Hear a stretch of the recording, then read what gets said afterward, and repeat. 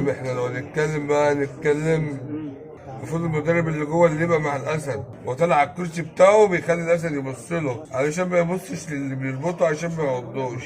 انا جيت انا جيت اربط النمر، لقيت الاسد النمر الابيض راكب فوق ايدي على طول، ما خدتش منه بالي، حتى ما عادوش يضربوا فيه، ما فيش غير عم شعبان هو اللي دخل يضرب في النمر، والنمر سابني بسبب عم شعبان. انا منذر يا بسطويسي، فاكرني؟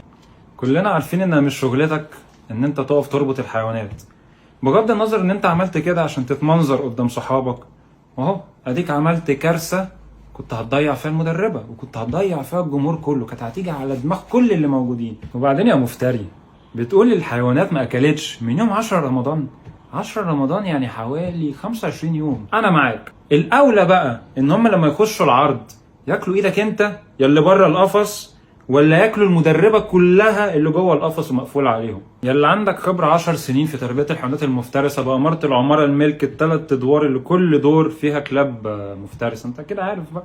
طب انت يا اللي ما بقالكش يومين في السيرك ده جاي بتتمنظر على اصحابك على حيوانات ما يعرفكش، مستني ايه؟ يا اللي بتقول انها ما دفعتش عنك، ابقى خش اتفرج لما النمر هجم على ايدك، اتفرج هي كانت بتعمل ايه، مع ان ده خطر عليها. انت لو شفت كم الاسود اللي نزلت على الارض وهي مديهم ظهرها، ده كان ممكن تضيع في ثانيه. الحمد لله ربنا نجاها.